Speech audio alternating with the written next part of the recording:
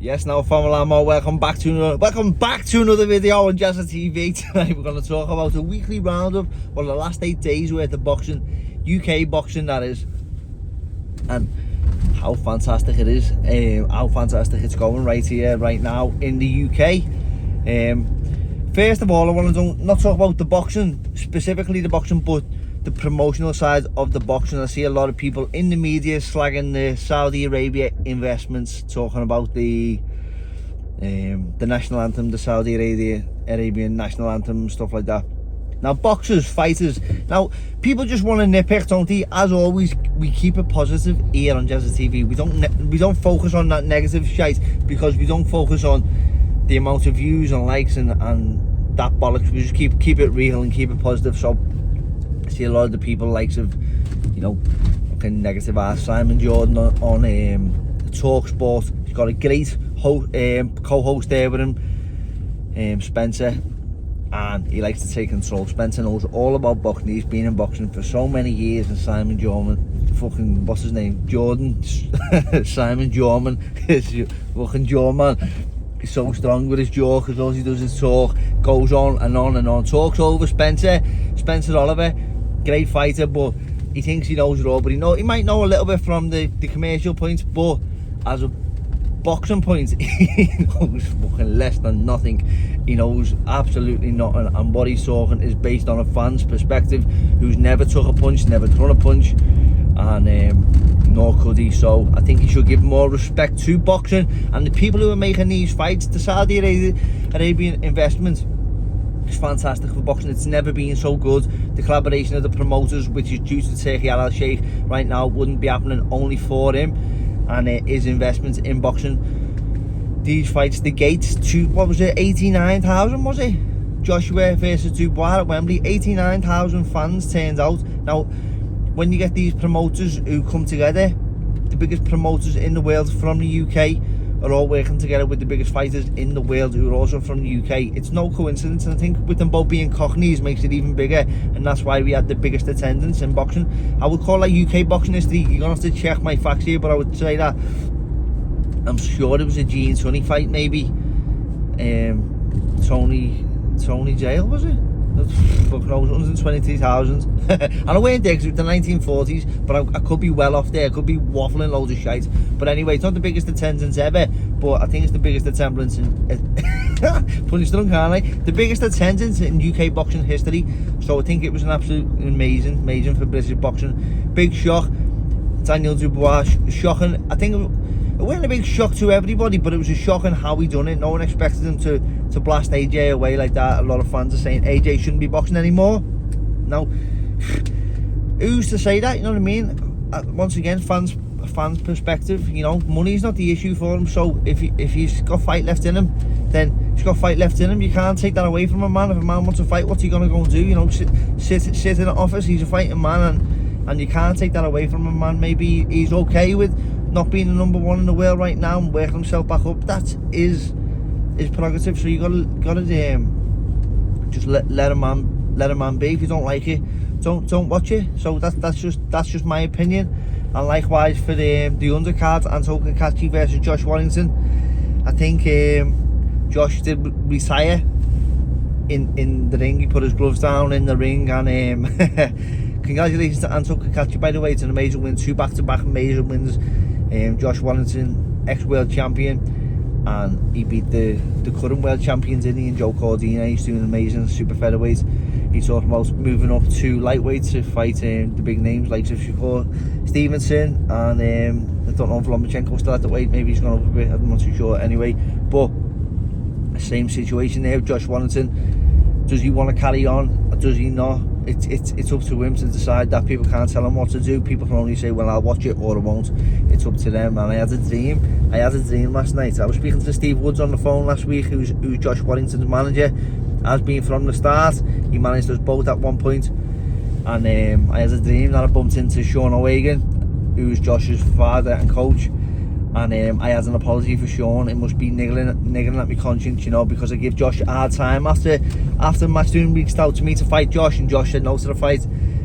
I give Josh a little bit online, and it must have been playing on my conscience because I'm not that guy. I respect Josh, I respect Sean, and maybe I owe Josh an apology. Josh, now that you are retired, I'm sorry for being a bit of a prick with you. I was just trying to get the fight. After being offered the fight, you know how it is, and therefore I do apologise to you, Steve and Sean, publicly. There you go.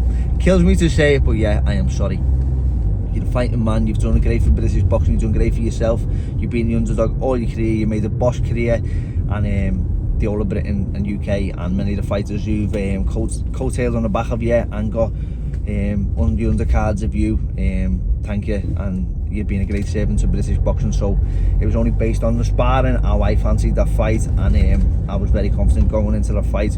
Whilst you wasn't fighting, now you're not, so congratulations on an amazing career, Josh. You've done yourself proud. Next one I'm going to talk about here is, oh yeah, so to cap that one off there, my opinion is the investment from the Saudis is amazing while it lasts. It's not going to be there forever. I see Simon Jordan's points now. They're building their own brand and they're going to pull out from British boxing. They're going to leave the economy all over the place. We're not going to know what we're worth, what it is worth. And I've seen it from the other perspective. I've seen Gavin Gwynn doing an interview talking about how British boxers aren't getting looked after no more because the promoters are too busy with the Saudis, and they're businessmen, you know, they're not here for us, they're here for their own businesses, their own families. They can't be, they're trying to get that money while it's here, and I don't blame them for that. I think they should make the most of it, not only financially but for their own profiles, media, and the business aspect of it too, which is the most important thing for these people. That's why they're in boxing. So it was sad to see that British boxing might be getting neglected. The smaller hall promoters are getting a chance though, because they're coming through on they're getting allocated these TV slots, or these what do you call them, apps now, like Box Nation, the likes of DAZN, are being given to other promoters, smaller hall promoters, and they get a great a platform, the platform that which a lot of these small hall promoters deserve. The likes of Steve Wood, he's got his owners on YouTube now, but I'd love to see him, like I spoke about Steve Wood before, it'd be great for him to get a good platform. You see a promoter based in Liverpool, Stephen Vaughan, they got a few DAZN dates. GBM is a big one, they're getting DAZN dates. Adam Smith working with GBM, it'd be great to see him getting the Sky job back. Although if Ben Shalom goes on for these Saudi bills, it'd be good to give GBM. Adam Smith has worked with Sky for years in the past. It'd be good for them to get them shows on Sky Sports to fill the gap. The only problem is, will fighters be paid what they should be paid? Because the promoters who've already got the dates, they can pass them on, and the smaller hall promoters get a smaller purse to work on these shows. So it's it can be tough for the fighters who aren't getting them big breaks. But the fighters who are getting them big breaks, the likes of Anto Kakashi, likes of Nick Ball, before these big breaks they were on small old shows. So it's absolutely fantastic for fighters to get it while he can. Every fighter is trying to get to this place right now, and I think it's amazing. Take it while it's there, because it's not going to be there forever. And I think it's great that the Saudi investment is in boxing, because everyone takes from boxing, but not everyone gives to boxing. Now everyone's got their own agenda why they do it, but they are given to boxing right now nonetheless. So I think it's fantastic. Now, where I spoke about GBM before, wow, fucking hell. Am I on speed or something here? Because I'm flying in, aren't I? Slow down a bit, Jazz. So anyway, GBM, like I spoke about before, they had a show the other night. They had a show where Ryan Walsh was back. Ryan Walsh was fighting Reece Mould. Now, I think people were sleeping on Ryan Walsh because he's been inactive. I fought Ryan Walsh in the Golden Contract tournament, and I knew Ryan Walsh was he had a lot more in him, but Ryan Walsh was pretty much beat up. He was having two fights. He was fighting the weight, and he was also fighting me, and it was a bit hard for him to fight featherweight. Ryan showed in after the fight, he didn't move up one weight, he moved up two weights, similar to after I fought Kid Galahad. He fought for the IBF world title. He beat me, then he got knocked out for it because of the weight, I believe, of Kiko Martinez. Then he didn't move up one weight, he moved up and fought for the IBO world title, two weights above, against Maxi Hughes. So he shows sometimes people don't just move up one weight, they kill themselves that much, they have to move up 2 weights because it's just impossible to even go there by just £4 isn't enough. So Ryan Walsh was one of them fighters, and I think people believe that he was done, you know. And I hadn't seen nothing of Ryan myself, but I know the Walsh brothers, I know the fighting men, and they're just lovely people, and you want nothing but the best of these fellas. And I was speaking to him in a week, good luck, I'm glad to see you back and stuff like that. Every now and again we speak over WhatsApp or what. He's not a social media man, he's just a real fighting man. And it was good to see him in good spirits and up for the fight, and he went in there and he won by KO, which was fantastic. He's got himself a WBA ranking title belt, so there he'd be in line for one of the big fights. I think is it Gervonta Davis, world champion, WBA world champion, who boxed his twin brother Liam. And I seen an interview with Liam, Michael and Ryan after the fight. He was all talking. It's on IFL. Go and watch the video. It's absolutely amazing. It's brilliant, and it's great to see how brothers. I would like to. If I ever had a brother, I don't know what it's like. I've got close cousins, and I couldn't imagine me ever thinking nothing bad and negative and not wanting them to win. And them three brothers there, when one of them wins, they all win, which leads me into my next conversation. Charlie Edwards picking up the European title against the great fighter Thomas Asomba. Thomas Asomba doesn't get the credit that he deserves. Really good fighter, Thomas Asomba.